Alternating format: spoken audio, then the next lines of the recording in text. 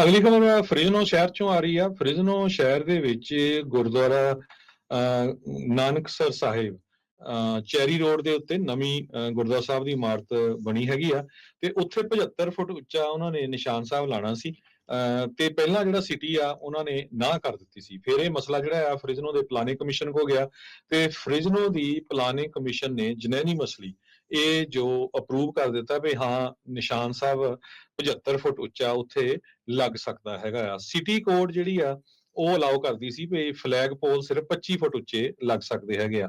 ਸੋ commission ਨੇ 7 ਦੇ ਮੁਕਾਬਲੇ 0 ਦੇ ਨਾਲ ਫੇਵਰ ਕੀਤਾ ਗੁਰਦੁਆਰਾ ਸਾਹਿਬ ਦੇ ਹੱਕ ਦੇ ਵਿੱਚ।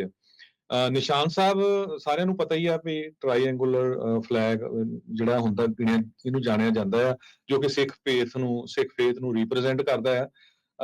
ਤੇ ਇਹਦੇ ਸੰਬੰਧ ਦੇ ਵਿੱਚ ਇੱਕ ਜੋ ਉੱਥੇ ਗਏ ਹੋਏ ਸੀ ਆਪਣੇ ਪੰਜਾਬੀ, ਉਹਨਾਂ ਨੇ ਇਹ ਕਿਹਾ ਵੀ ਇਹ ਇਕੱਲਾ ਝੰਡਾ ਨਹੀਂ ਹੈ, ਇਹ ਸਾਡਾ ਲਿਵਿੰਗ ਸਿੰਬਲ ਆਫ ਫੇਥ ਆ। ਇਹ ਟੈਂਪਲ ਦੇ ਜੇ ਇੱਕ ਮੈਂਬਰ ਸੀ ਜਿਨ੍ਹਾਂ ਨੇ ਕਿਹਾ ਵੀ ਇਹ ਸਾਡਾ ਹੈਰੀਟੇਜ ਆ, ਪਾਰਟ ਆਫ ਰਿਲੀਜਨ ਹੈਗਾ।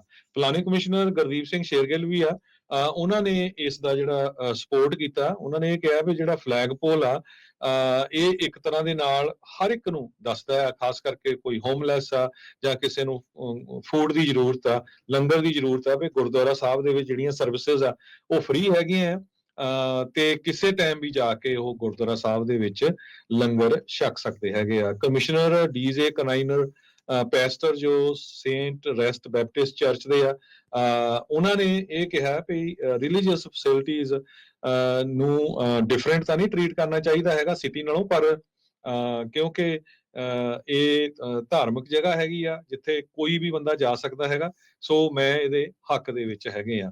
ਸੋ ਕਹਿੰਦੇ ਵੀ 75 ਫੁੱਟ ਉੱਚਾ ਜੋ ਨਿਸ਼ਾਨ ਸਾਹਿਬ ਆ, ਕਹਿੰਦੇ ਵੀ ਇਹ ਉਸੇ ਕ੍ਰਾਈਟੇਰੀਆ ਦੇ ਵਿੱਚ ਆਉਂਦਾ ਐਕਸੈਪਸ਼ਨਲ ਔਰ ਐਕਸਟਰਾ ਆਰਡੀਨਰੀ ਸਰਕਮਸਟੈਂਸਸ ਦੇ ਅੰਡਰ। ਸੋ ਨਾਨਕਸਰ ਸਾਹਿਬ ਗੁਰਦੁਆਰਾ ਜੋ ਚੈਰੀ ਰੋਡ ਦੇ ਉੱਤੇ ਨਵੀਂ ਬਿਲਡਿੰਗ ਬਣੀ ਆ, ਉੱਥੇ ਹੁਣ 75 ਫੁੱਟ ਉੱਚਾ ਨਿਸ਼ਾਨ ਸਾਹਿਬ ਚੜਾਇਆ ਜਾਊਗਾ।